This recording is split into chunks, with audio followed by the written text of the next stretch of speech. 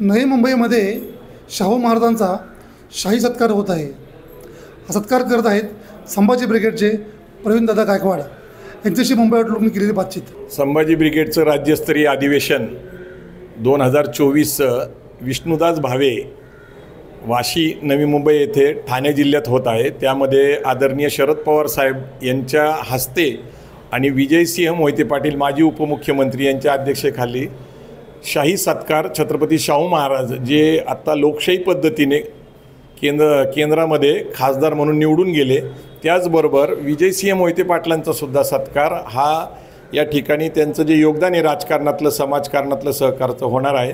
त्याचबरोबर कृषी क्षेत्रामध्ये ज्यांनी एक अमूल्य असं काम केलं आहे, शेतकऱ्यांना संघटित करून असे राजेंद्र पवार हे कृषी विज्ञान केंद्र बारामती ज्यांनी 20 लाख शेतकऱ्यांना संघटित करून त्यांचं अर्थकारण बदललं आहे। त्याच्यानंतर विलास शिंदे नाशिक यांचं सह्याद्री फार्मच्या माध्यमातून फार्मा ॲग्रो प्रोड्युसर कंपनी याच्या माध्यमातून जे काही काम केलं आहे त्यांचा सत्कार होणार आहे। आणि शेतकऱ्यांना संघटित करून उद्योजक करणारे सतीश मगर ज्यांनी पुण्यामध्ये मगरपट्टा सिटी, नांदेड सिटी, रिव्हरव्ह्यू अशा प्रकारे शेतकऱ्यांना भागीदार करून शेतीचं व्यवसाय करता करता त्यांना उद्योजक केलं, अशा तिघांचा विश्वभूषण पुरस्कार देऊन सत्कार करण्यात येणार आहे। सर, हे झालं भारतातील शेती तरुण, पण मगाशी आपण बोललं की जर्मन जपान असेल सरकार तिकडे तरुणांना मराठी तरुणांना नोकऱ्या देणार आहे, याबद्दल आपण जरा नाही, भारतामध्ये सध्या एक मोठी समस्या आहे ती म्हणजे लोकसंख्या।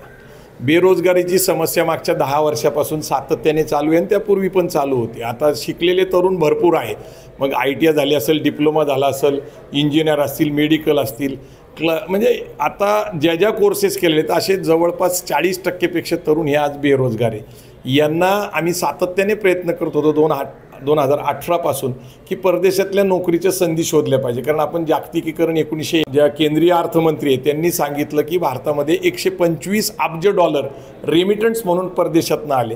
तर याचा अर्थ असा आहे की परदेशात नोकरी उद्योगाला संधी आहे, शिक्षणासाठी संधी आहे। आणि आम्हाला आनंदाची गोष्ट अशी वाटते की आम्ही अहद ऑस्ट्रेलिया तहत कॅनडा अवघा मुलूक आपला या संकल्पनेतनं आम्ही ही जागृती केली। आत्तापर्यंत 8,500 तरुण आमच्या माध्यमातून परदेशात नोकरीसाठी गेले। परंतु आनंदाची गोष्ट अशी आहे की महाराष्ट्र सरकारने केंद्र सरकारने याची नोंद घेतली। केंद्र सरकारने आता 23 देशांबरोबर शिक्षण, नोकरी आणि उद्योगासाठी भारतातनं जाणाऱ्या तरुणांना संधी देण्यासाठी एक काम सुरू केलेलं आहे।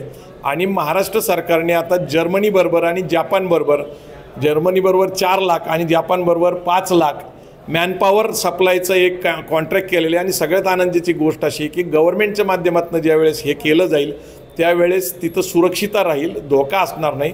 परदेशात जात असताना अनेक लोकांच्या फसवणूक झाल्या आत्तापर्यंत असं ऐकू होतं, परंतु आता सरकारच्या मार्फतच इनिशिएटिव्ह घेतल्यामुळं आता परदेशात खूप साऱ्या संधी शिक्षणासाठी, नोकरी आणि उद्योगासाठी त्याचा लोकांनी लाभ घ्यावा।